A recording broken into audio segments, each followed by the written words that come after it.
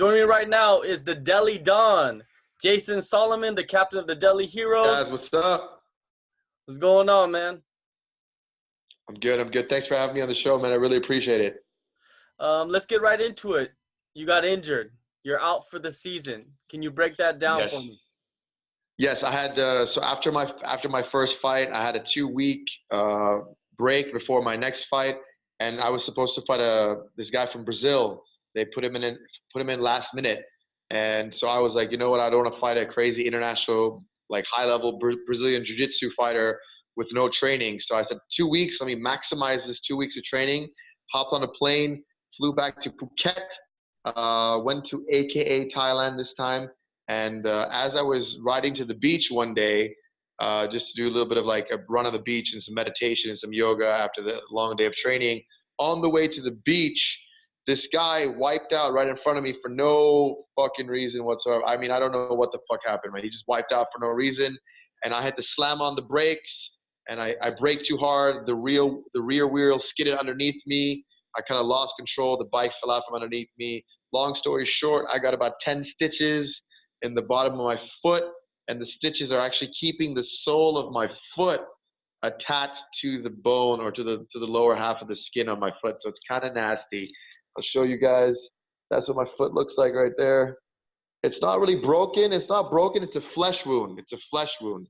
It was a gruesome injury. If you want to go look at it, you can go look at it on Jason's Instagram, if I'm not mistaken. Yeah, you could go check out my Instagram. It's the Delhi Don. I put a video up there. You can check it out. If you want to go see some gross shit, you can go see some gross shit.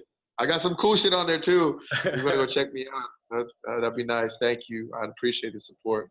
All right, let's go to your first fight, week 1 versus the UP Nawabs. You took on Singh, a power puncher. You did a good job keeping away from his power. And then the second round, you took it to the ground and you got that submission. You fight like 1 month a year. When you went into that fight, did you feel rusty? No, not really, man. I mean, I had a little bit of nervous energy, which is natural. But I mean, I was really prepared for this because I've kind of moved to Thailand. I kind of live in Phuket now. And I was training at Tiger Muay Thai. I decided to switch it up this season. And I tried AKA with Mike Swick.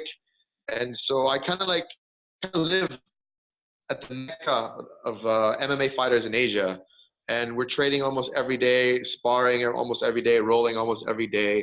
So you don't really feel too uncomfortable, and I don't know. I feel very comfortable in the ring. I feel very comfortable in a fight. I wasn't feeling rusty for this one at all. How has moving to Phuket and training down there elevated your game? It's changed my life. It's elevated my game. I mean, I'm way better than most people I fight in India because I'm training with such good coaches, and I also have such good training partners. And, you know, just to be on the mat with them and rolling with them, and even off the mat, even when we're not training, just to see how dedicated they are, how they manage their time so well. They don't really have any distractions, you know, and whatever distractions they are, we manage them quite well because everyone is there for a reason. And just being around like-minded people who are better than you and makes you really humble, shows you that, you know what, you're not the best, and there's always going to be somebody better out there, and that you just need to keep training every single day and learning something new every single day. And just, you know, people do anything in life for 2 reasons. This is what I found out in life. People do things for one of these 2 reasons. Number one, either they're scared, so out of fear they don't do something, or they do something, or they fucking love it. And because they love it, they either do it or they want to do it. So you gotta love what you do. And I love fighting, bro. I love choking people out. I love hitting the pads. I love getting hit in the face. I love getting kicked. I mean, for me it just makes me feel alive, bro. It makes me feel like I'm alive, bro.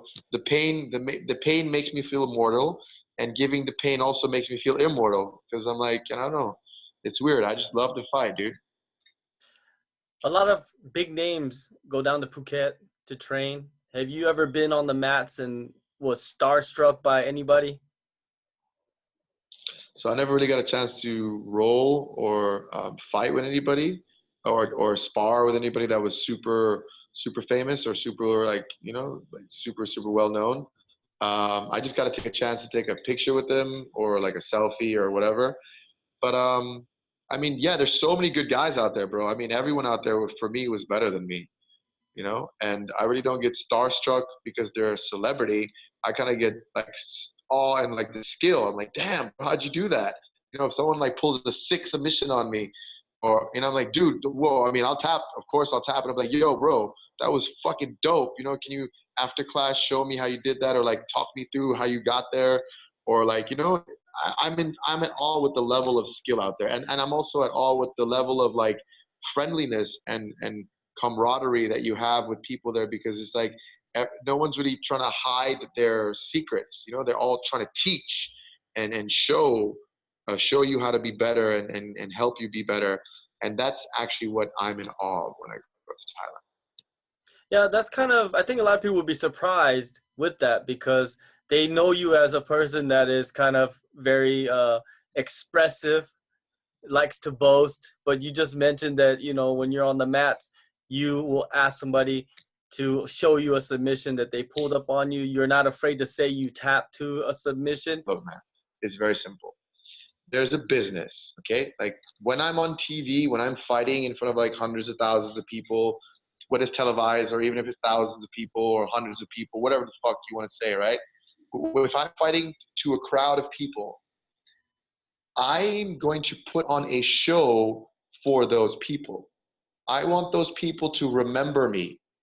Either they remember me because they do not like me because I'm a fucking cocky, arrogant prick, or they're going to remember me because they do like me being a cocky, arrogant prick, And that is like a avatar or a facade. Like my name is not the Delhi Dawn. My name is Jason, but I go by the Delhi Dawn. That's me marketing myself as a brand. That's me trying to register in people's subconscious the brand of who I want the Delhi Dawn to be. And this brand has a character. And the character is this loud, obnoxious, smooth talking badass. That's one part of my life that's one avatar of my life that I've placed in there, and I have it on purpose. And that's not who I really am when I'm on the mats, because you will never learn anything going into a gym with a big head and thinking you're the baddest motherfucker in there, because everyone's just gonna fucking beat your ass. And they're gonna enjoy beating your ass, and they're not gonna like you, and they're not gonna want to train you or teach you or make you better. So a lot of gyms, when you go to them, or dojos, you go to them, they say, check your ego at the door, or like, leave the work outside, like come in here. That's the sign of a true martial artist. Somebody that's willing to go into a dojo, go into a gym, and like hang his head low and be willing to learn technique from somebody that may, be able to kick your ass or may not be able to kick your ass, but has this one technique that you don't know of and can pull that technique on you. Like one of the cool things I see, right? I see black belts in a class in Thailand. Not just Thailand, even in India. Let's say anywhere you go, actually, a true martial artist, even if he's a black belt, yeah, he'll come into the dojo and he won't like be like, oh, I know better than this black belt. He'll listen to what the teacher or the coach at that dojo is teaching, and he'll try it, he'll learn it, and he'll use it, he'll drill it. You know, that's what I think a real martial artist is. You know, and a lot of people are gonna say this. I don't want to be two-faced, or like, oh, I always say what I feel, or I don't like, I can't hide my emotions, or none of that shit. Fuck that, bro.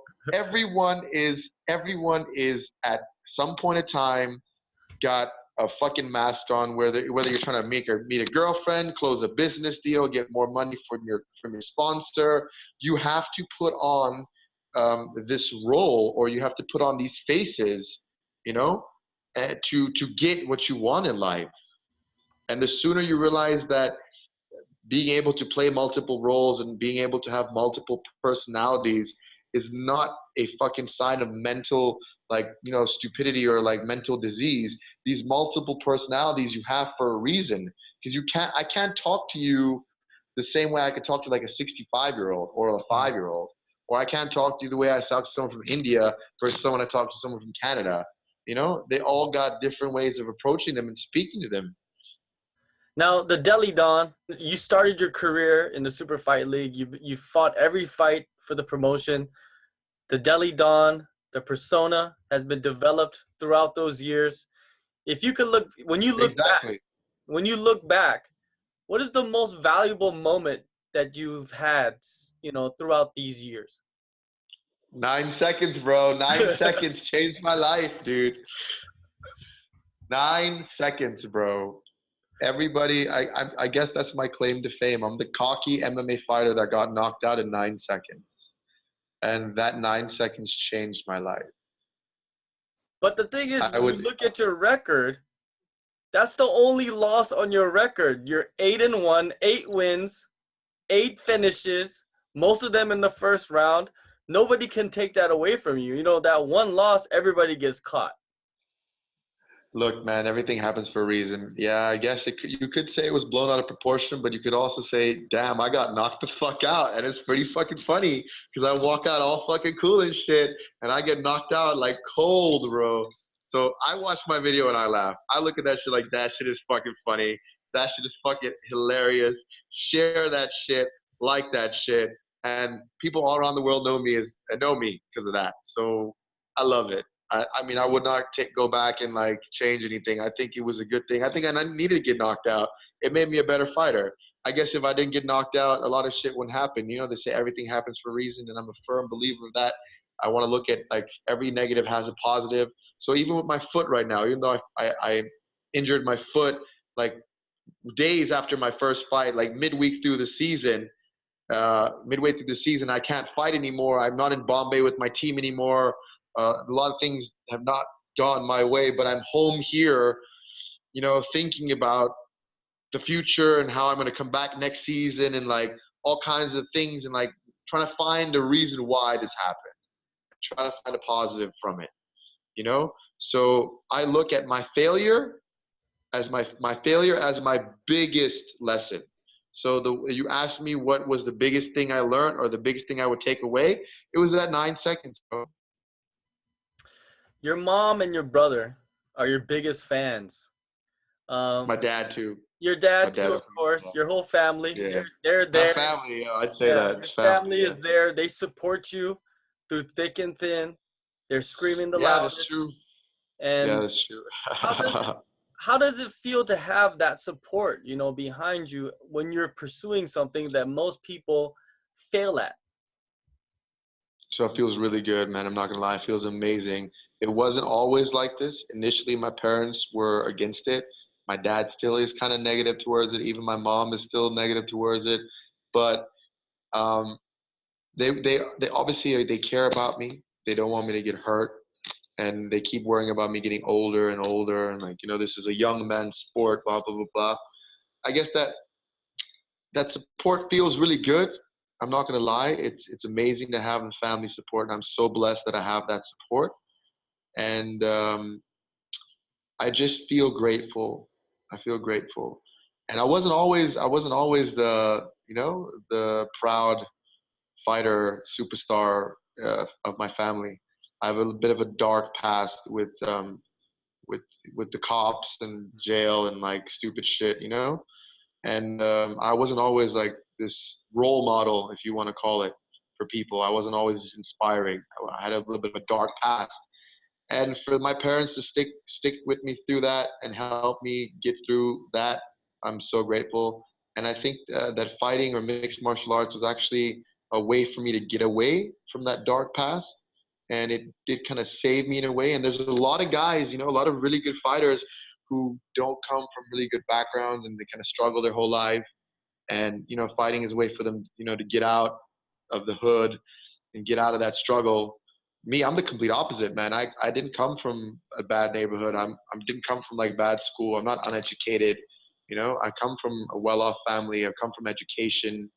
I got a bachelor's degree in business. You know, worked as a banker, a sales manager. So for me, like having that backup is amazing, and I feel that like going through that shit, and MMA saved me in a way, you know. So it's for anybody. MMA is for anybody. It can save you whether you're rich or poor, whether you're smart or not smart. Like, you know, doesn't really matter. It's a great lifestyle. It keeps you fit, keeps you healthy, keeps you confident, keeps you away from all the bullshit. You know, keeps your mind right, keeps your body right. So I think everyone should train martial arts to some degree in their life. As your popularity grows, as Super Fight League's popularity grows in India because of MTV, it gives you a more face time. Do you have anything else going on outside of the cage that you can talk about? Yeah, I love music, man. Music is one of my passions. I actually the theme song for the Delhi team, the Delhi Heroes, when they walk out, there's a theme song goes, "Yo, Dilly, what up? Yo, Dilly, what up?" That song was actually written and composed by a friend of mine and me, and we actually the composers and lyricists of that song. So we haven't released a video yet, but we want to do one soon. I love making music, man. I'm in the process of making some music right now while my foot is busted. So I love making music. I want to get into clothing. Like I want to basically diversify. I want to use the brand JRS, the Delhi Dawn, and make sort of like MMA clothing. So rash guards, MMA shorts, Muay Thai shorts, um, pads, gloves, shin pads, basically merchandise. I want Hmm. to get into merchandising for mixed martial arts. And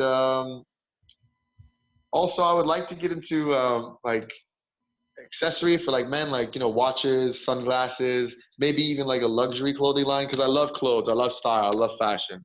So music, fashion, dance. I'm basically I'm like an artist. So mixed martial artist, right? I'm a mixed martial artist, but I also I'm an artist in other ways, like music. I like to make music, clothing, jewelry, accessories, you know, that type of shit, that type of stuff. The Delhi Dawn, fashion designer, fighter, rapper, producer, Yeah, yeah, uh, bro. uh, Hey, porn clockmaker, star, huh? porn star. Porn star, whatever you want, whatever you need. I heard that Japan needs some male porn stars. They're running out. Yo, I don't know. I mean, the Asian persuasion, you know, I gotta love that. I gotta love the Asian persuasion. All right, Jason, man, thank you for your time. Hopefully your foot heals quickly and we see you back inside that cage and continuing your run to, whatever goals that you want to accomplish. And I want to thank you very much. Thank you for having me, and thank you for giving me the chance to speak and give me some more exposure. To everyone watching, once again, please, you can get me on the Delhi Dawn on Instagram. It's the Delhi Dawn. I'm also on Facebook, same handle, the Delhi Dawn. So thanks, like, subscribe, share, whatever. And thank you. Namaste and peace out.